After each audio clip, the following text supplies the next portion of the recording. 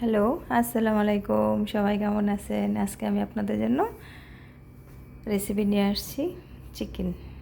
আমি আজ চিকেন বানাবো, ঠিক আছে? এই যে দেখেন চিকেনটা আমি আগেই ম্যারিনেট করে রেখে দিছি। এখানে আদা, হলুদ, গরম মশলা, লেবুর রস এগুলো দিয়ে মিক্স করে আমি এটা রেখে দিয়েছিলাম।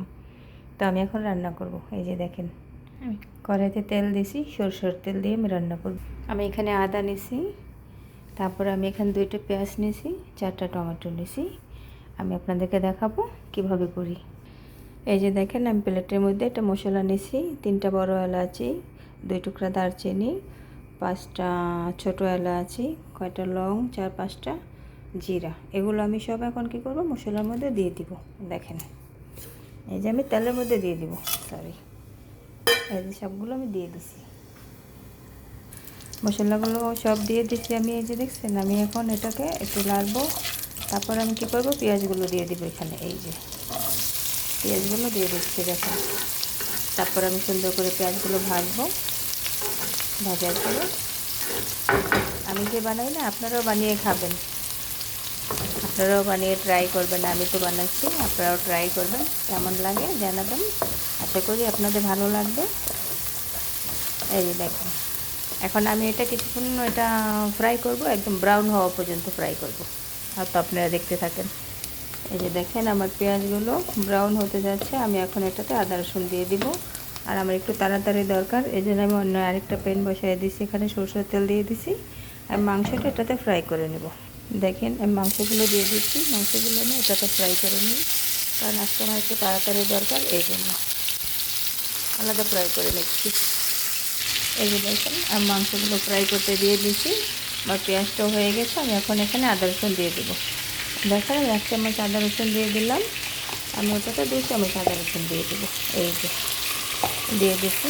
এখন আমি আদা রসুনটা কিছুক্ষণ ভুনবো।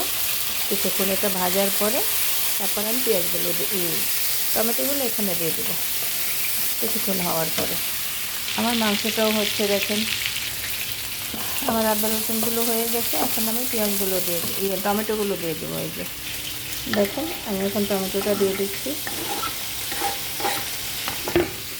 এই যে আমি কিছুক্ষণ নাড়াচাড়া করবো, আবার টমেটোটা ভালো করে এটা কষানোর পরে তারপরে আবার দেখাবো না আপনাদেরকে কী করে। এই যে দেখেন টমেটোগুলো ভালো করে ভেজে নেব।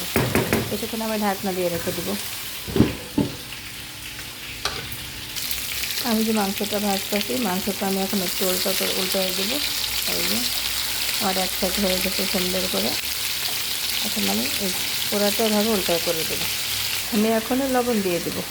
দেখুন পরিমাণ মতো লবণ দিয়ে দেবো। লবণ দিয়ে নাড়াচাড়া করবো। আবার আমি ঢাকনা দিয়ে ঢেকে দেবো যাতে আমার টমেটোটা সুন্দর করে সিদ্ধ হয়ে যায়। এই যে দেখেন আমি হলুদের পাউডার দেবো, এই যে একটু করে দিলাম। 1 চামচ ধনিয়া পাউডার, 1 চামচ রেড চিলি পাউডার, মানে লাল মরিচের পাউডার। আমি সামান্য একটু পানি দিয়ে দিব। আমি এখন মশলাটাকে ভালো করে কষাবো।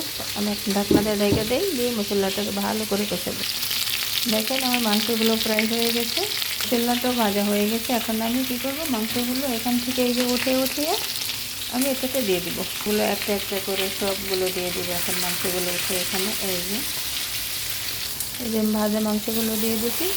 এখন আমি এটা ভালো করে একটু মশলার সাথে মিক্স করে আমি ঢাকনা দিয়ে সুন্দর করে আবার একটু কষিয়ে নেব।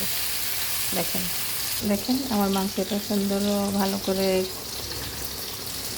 লাড়া দিছি। লাড়া দেওয়ার পরে এখন হইতেছে, আমি ঢাকনা দিয়ে দিলাম, ঠিক আছে।